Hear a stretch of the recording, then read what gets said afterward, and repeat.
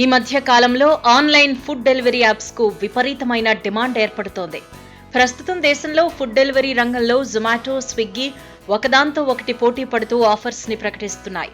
తక్కువ టైంలో ఎక్కువ మందికి ఫుడ్ ను డెలివరీ చేసేందుకు డెలివరీ బాయ్స్ ఒకేసారి 2 ఆర్డర్స్ ను తీసుకొస్తూ ఉంటారు. అయితే ఎన్ని జాగ్రత్తలు తీసుకున్నా డెలివరీ బాక్సుల్లో ఆహారాలు ఒలికిపోతూ ఉంటాయి. దీంతో ఒక్కోసారి నాన్ వెజ్ ఫుడ్ వాసన వెజ్ ఆర్డర్ చేసుకున్న వారి ఫుడ్ లో వస్తూ ఉంటుంది. ఈ మధ్య కాలంలో ఈ తరహా కంప్లైంట్లు ఎక్కువ రావడంతో జొమాటో కీలక నిర్ణయం తీసుకుంది. వెజిటేరియన్స్ కోసం ప్రత్యేకంగా ప్యూర్ వెజ్ ఫ్లీట్ ను ప్రారంభిస్తున్నట్టు ప్రకటించింది.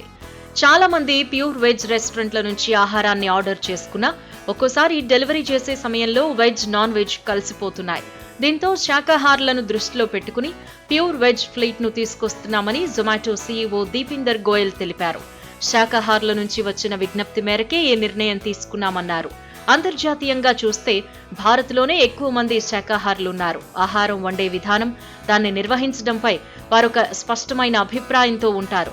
దీంతో వారి కోసం కేవలం శాకాహారమే అందించే రెస్టారెంట్ల ఎంపిక, నాన్ వెజ్ ఆహారాన్ని మినహాయించడం వంటివి ప్యూర్ వెజ్ మోడ్లో తీసుకొస్తున్నారు. ప్యూర్ వెజ్ ఫ్లీట్ ఆహారాన్ని డెలివరీ చేసేందుకు జొమాటో సాధారణంగా వినియోగించే రెడ్ బాక్సులు కాకుండా గ్రీన్ డెలివరీ బాక్సులను వినియోగించనుంది.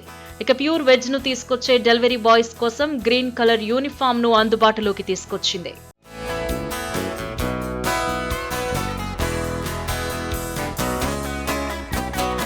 జొమాటో తీసుకున్న నిర్ణయంపై భిన్నాభిప్రాయాలు రావడంతో మరో కీలక ప్రకటన చేసింది. డెలివరీ బాయ్స్ కోసం తీసుకొచ్చిన గ్రీన్ కలర్ యూనిఫామ్ నిర్ణయాన్ని వెనక్కి తీసుకుంది. ఇకపై జొమాటో డెలివరీ బాయ్స్ అందరూ రెడ్ కలర్ యూనిఫామ్ లోనే ఉంటారు అని తెలిపింది. అంతేగాని ప్యూర్ వెజ్ ఫ్లీట్ సేవలను నిలిపివేయడం లేదని తెలిపింది. వెజ్ ఆర్డర్లను డెలివరీ చేయడం కోసం ప్రత్యేకమైన సిబ్బంది ఉంటారు అని స్పష్టం చేసింది.